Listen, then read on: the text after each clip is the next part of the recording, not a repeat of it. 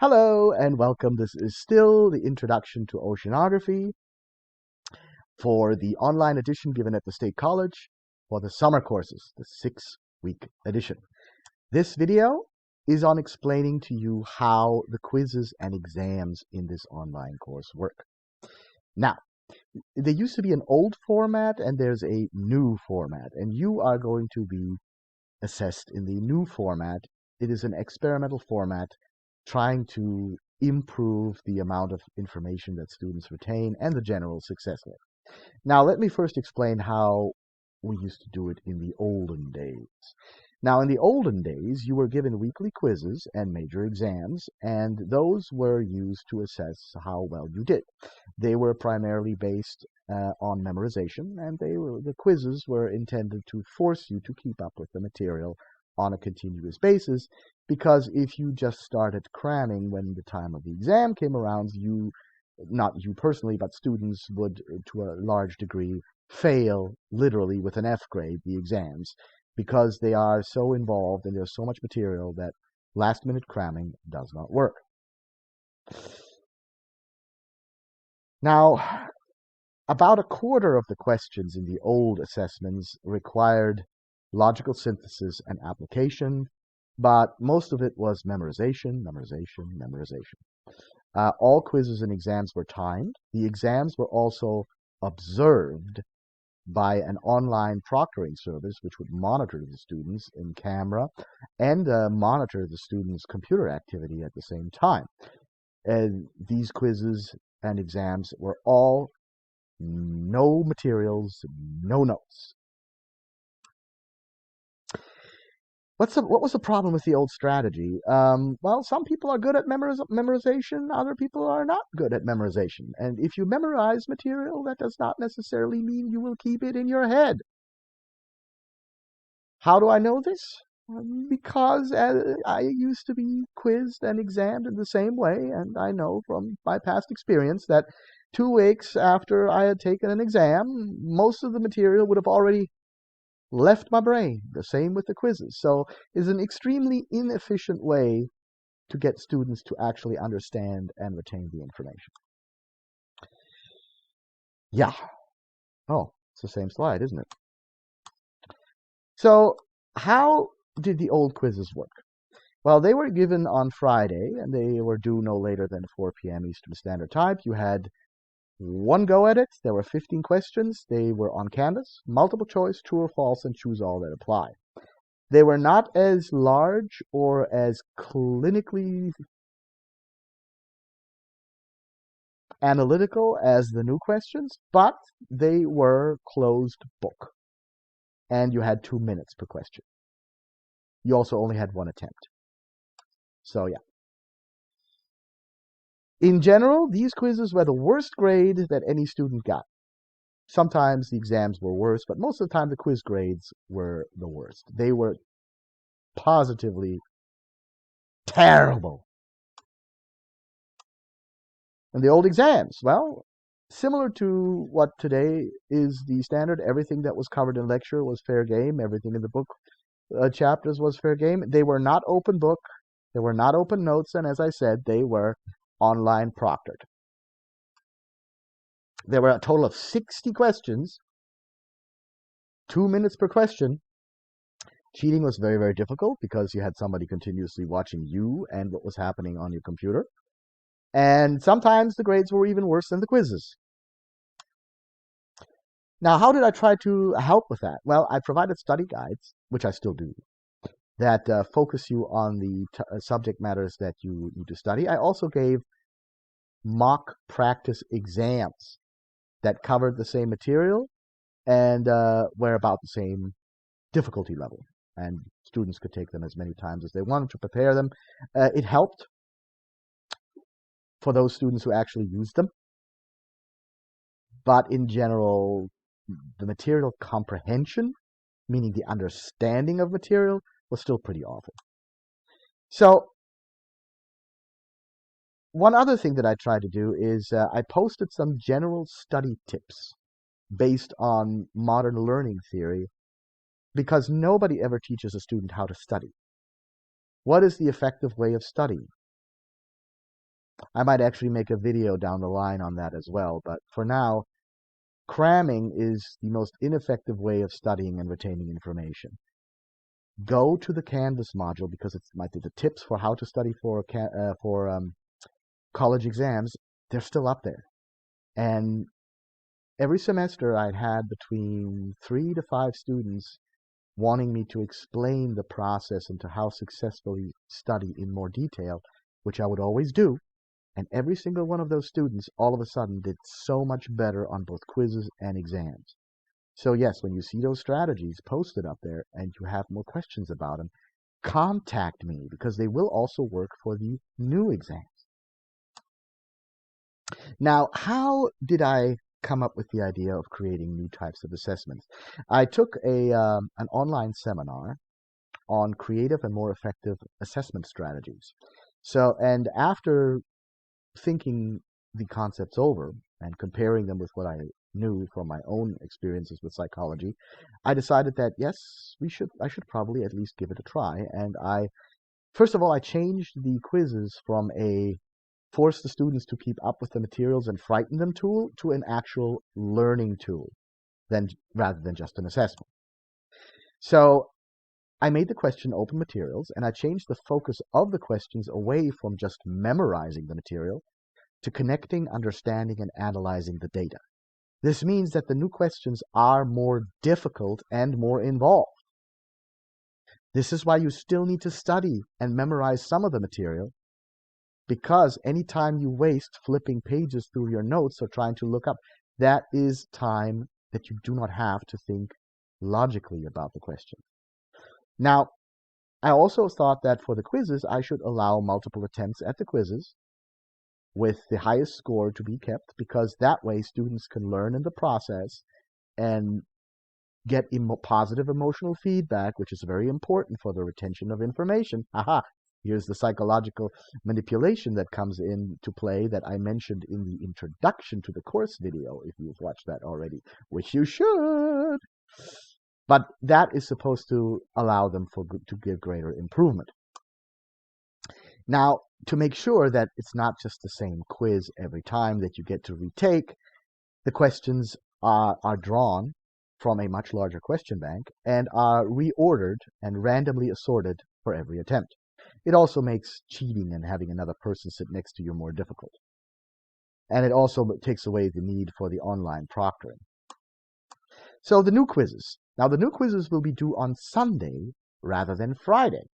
That way you can try and utilize all 6 attempts on the quizzes. So you have 2 more days, and they are due at 11:59 p.m., which is Canvas' way of saying midnight. They only consist of 10 questions of the choose all that apply type. I went over this in the introduction slide, but I'm going to point this out again. They are all exactly the same format, which means 8 answer choices. 4 of them are correct, 4 of them are incorrect. Read them carefully. They will have a logical and analytical component in them. So reading them carefully, both the actual question and the answer options, is essential, but you'll find that out when you start taking the quizzes. Now, how do Canvas choose all that apply questions work? For every correct choice, you get a point added to your score. Every question is worth a possible 4 points. But for every wrong choice that you choose, you get a point deducted. So if you think like, oh yeah, sure, I'm just going to click all of them, and you'll come out with 0. You can never get less than 0 on any of those questions. So if you choose 3 wrong choices and 1 correct one, your grade or your points on that question are not going to be -2 or something like that. No, you can never get less than 0. So again, the 10 questions are randomly chosen from a test bank of at least 15. Mostly the question banks will have 20 or more. So each quiz is going to be unique. You have 3 minutes per question. And they're going to give you an idea. They're open book, open notes. You have 6 total attempts. Your highest score will be kept. So the important part, and this is something I also hinted at the introduction video, but I'm going to explain it in more detail, is that These questions, unlike the ones that came before, are more involved. They're not just memorization. You have to be able to jump between topics, think critically, synthesize the information that you've learned, and use common sense, which includes things you should have learned in high school. And I'll point out what they are, especially since you could even use your phone to Google when you take the exams or quizzes. And I tell you right now, just Googling the information without understanding the concepts is not going to help you. Yes, the questions have been designed that thoroughly. This is aimed towards making you understand the material rather than just memorize it. As you go through the quiz process and you take the quizzes more and more times, you will be able to actually retain the information better. That is the theory. So, what are common sense and synthesis? Common sense and synthesis. Yes, some parts of the questions and answer options will not come directly from your book or the slides. They will require you to research and use common sense. You also need to know basic high school information like what ocean Africa is located at, what continent Brazil is on, that an alligator is a reptile. That is common knowledge after high school. So I'm not going to have a slide that's going to say, hey, an alligator is a reptile. Or a manatee is, you're in Florida, a mammal. Actually, that is information that will be given because it's part of the course. Now, let me give you some examples. One of the topics that we cover in this particular class is that we talk about plate tectonics and how continents and oceans move. And the Atlantic Ocean and the Pacific Ocean are very, very different in their tectonic settings, and we'll talk about both of them. Now, there might be a question or an answer that asks you about the tectonic settings of Brazil. You may not have been exactly told in the lecture what the tectonic setting of Brazil is. If you can find out what ocean Brazil is next to, and we have talked about the tectonic setting of that ocean, then you can synthesize the correct tectonic setting for Brazil. A second example. In addition to tectonic settings, there are a lot of different coastlines and shorelines with different features and things on them. Here in Florida, we have a lot of sandy, wide beaches. That would be one topic. In general, we talk about two main types of shorelines, kind of extremes, and everything else is in between. Now, in this particular topic, when it comes up, we'll be talking about certain features that adhere to one type and certain features that adhere to the other type. Terms like sandbars, barrier islands, cliffs, and sea caves come up. That is information that you will be required to know. Here is where the synthesis comes in. If a question asks you about an area called the White Cliffs of Dover, or an answer option has the White Cliff of Dover in it, the fact that the word cliff is in the name should be, even though we may have never talked about this location in class, should tell you that if there is a cliff in the name, there might be a cliff on the shoreline. So yeah. Example 3. One of the very last chapters is when we talk about the biology of the oceans and the different organisms that live in it. We talk about in length about some of the larger ones. Now, these come from separate groups. Talk about fish, reptiles, mammals, birds. Now, the interesting thing is, I might ask something about a general characteristic like which of these organisms is an endotherm? An endotherm is an organism that makes its own body heat by consuming food. And then I may give examples of all the different animal groups we talked about. So you have to jump from topics. Another one is which one of these organisms has a fatty blubber layer underneath the skin to help them keep insulated?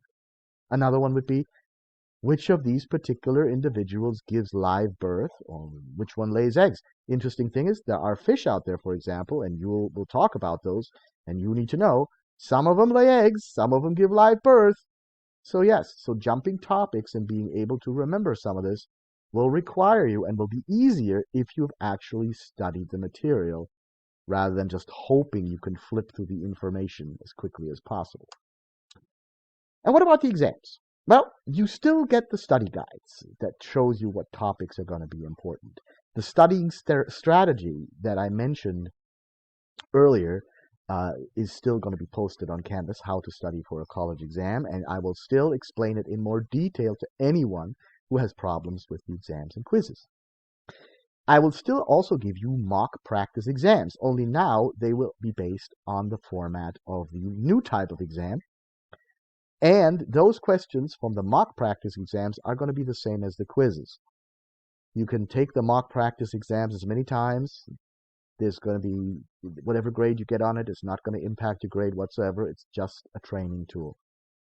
Remember, but these are not the same questions as you get on the exams themselves. They cover the same material, but they're not the same questions. Again, during an exam week, there is no new material.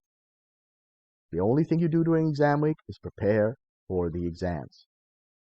Also, the exams are not cumulative, which means the first exam covers the first half of the semester, the second exam covers the second half of the semester.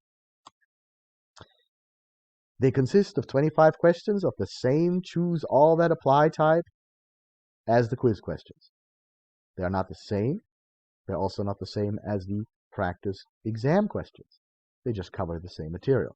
So trying to go through all of these practice exams and memorize all the answers is not going to help you, especially since you only have one attempt at the actual exam. You still have 3 minutes for the 25 questions, which will be drawn from a much larger question bank.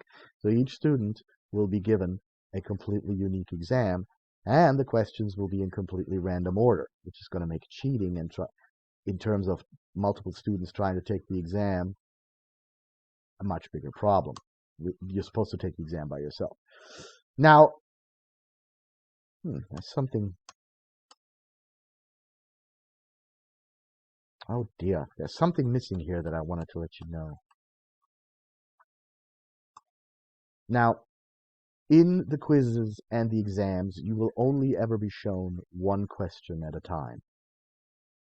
Not like a physical exam where you can have the entire exam sheet and go back and forth. You will be only shown one question at a time. When you answer it, you will not know what you got right and what you got wrong until the assignment is complete. And I will point out the questions you missed, but I will not point out the questions that were correct that you missed. Meaning, I will let you know, okay, this is wrong, but I will not point out, okay, this would have been the right one, this would have been the right one, because I don't want students sharing that information with other students. You can ask me about it, and I'll let you know what the right answers are, but that's different. So my hope is that turning the quizzes into learning devices rather than focusing on memorization may actually improve the quiz grades, especially since you have 6 attempts at them. The additional training will hopefully make the material sink in better, and then also, together with the practice exams, will improve the exam grades. Also, repeated practice and to be forced to learn critical thinking might help students not only memorize the material, but actually understand it. Once you understand the material, it sticks better in the memory. And critical thinking is a skill you need to develop in college in any case. What is the danger? In high school, nobody teaches you how to think critically. High school is all about memorization. So taking the course away from primarily memorization and emphasizing more on critical thinking may cause a lot more difficulty to the students that are not used to it. Especially, this is why I encourage you to take the quizzes as many times as possible and get used to them. Same with the practice exams. I need your help. This is the very first time that the course is taught in this particular format. This is a test. You are basically being the guinea pigs. Your feedback is essential in trying to figure out if this new format is going to work for the students or if it doesn't. Even though there's a lot of theories backing this up, theories are one thing, actual implementation is another. So, I need you to help me to find out if this works better for you than the old format. How? I'll tell you.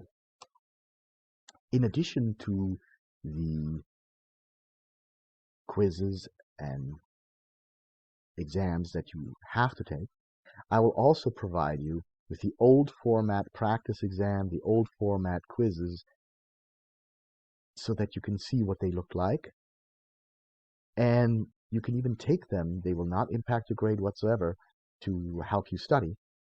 But if you do take them, I want you to think about how difficult it would be to take them without the aid of your notes and your books, because the questions will appear easier at first than the new questions.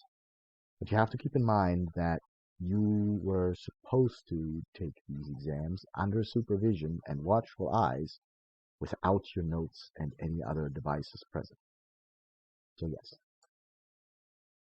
Now, I've already created a survey. It's not a graded survey, it just asks for your opinion that you can take, and I wait until you're done with the first exam to take it. You have until the end of the semester to take it. And in it, you're basically supposed to tell me, do you think the old approach would have been better or the new approach would have been better? You do not have the option of saying, hey, why don't we use the easier questions with the open book? No, no, no, no, no.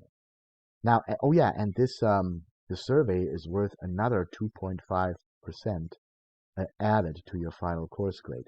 So this is the only time in any of my courses that you can get more than 10% extra credit. So yeah, extra credit. Yes, the old memorization questions look easier compared to the new questions. But again, as you look over them, remember that those questions only were 2 minutes and you were monitored and not allowed to use any notes or electronic devices or your computer for browsing. Yes, as I said it before, I'll say it again. Using the old questions in an open material format is not an option, because as much as I want my students to succeed, I am bound by certain academic standard strictures to give the course a certain difficulty level. There's either the old way or the new way. And as I said, sorry.